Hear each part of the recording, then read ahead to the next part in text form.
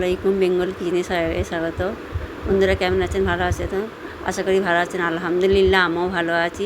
প্রথমে একটা ডো তৈরি করে নেব। ময়দাটা মেখে নেব, নুন দিলাম, তেল দিলাম, দিয়ে ময়েল দিয়ে অল্প অল্প পানি দিয়ে একটা ডো তৈরি করে নেব। আমি আলু স্ন্যাক্স রেসিপি তৈরি করে আপনারা দেখতে থাকুন। আমার এই রেসিপি যদি ভালো লাগে আপনারা অবশ্যই লাইক কমেন্ট শেয়ার করবেন।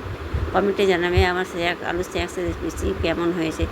আলু সিদ্ধ করে আলুকে গ্রেট করে নিয়ে লঙ্কা গুঁড়ো, কাঁচা লঙ্কা গুঁড়ো, হলুদ গুঁড়ো, নুন, বিট নুন, পেঁয়াজ, ধনেপাতা, চাট মশলা সমস্ত উপকরণ দিয়ে ভালো করে মেখে নিতে হবে। এইভাবে ভালো করে মশলাগুলো আলুর সঙ্গে মিশিয়ে নিলাম।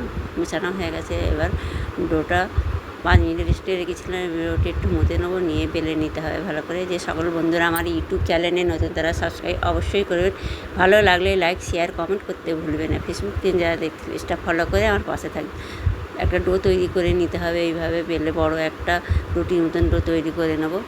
আমার মতো এইভাবে আপনারা বানিয়ে দেবেন, অবশ্যই ভালো লাগবে। এবার আলু পুরটা ভালো করে লাগিয়ে দিলাম, দিয়ে এবার রোল করে নিতে হবে। একটু চেপে চেপে রোল করতে হবে ভালোভাবে। এক পিঠটা এইভাবে রোল করে নেব। আবার ওইদিকে উল্টো পিঠেও আবার ঘুরিয়ে ঘুরিয়ে রোল করে নিতে হবে।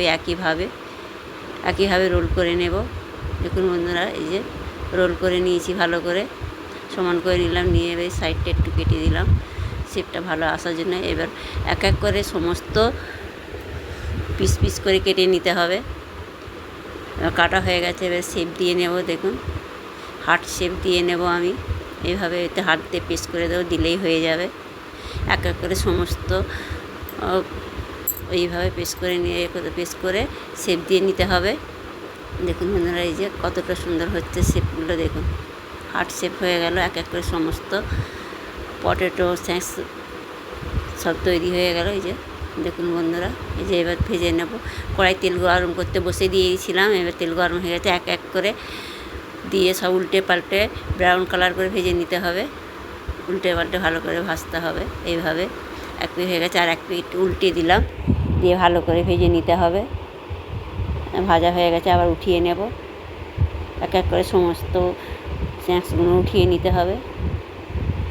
সব উঠিয়ে নিলাম, হয়ে গেছে। আপনাদের পরিবেশন করেছি, দেখাচ্ছি। দেখুন বন্ধুরা কতটা সুন্দর হয়েছে। ভালো হলে অবশ্যই আপনারা লাইক করে কমেন্টে জানাবে আমার এই পটেটো চিপস কেমন হয়েছে।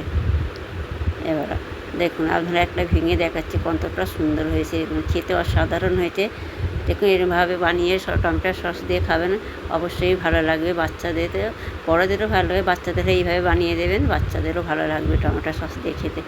কতটা সুন্দর হয়েছে দেখুন। আপনারা অবশ্যই একদিন ট্রাই করে দেখবেন বাড়িতে। ভালো যদি লাগে লাইক শেয়ার কমেন্ট করতে ভুলবেন না। আপনারা ভালো থাকবেন, সুস্থ থাকবেন। আল্লাহ হাফিজ।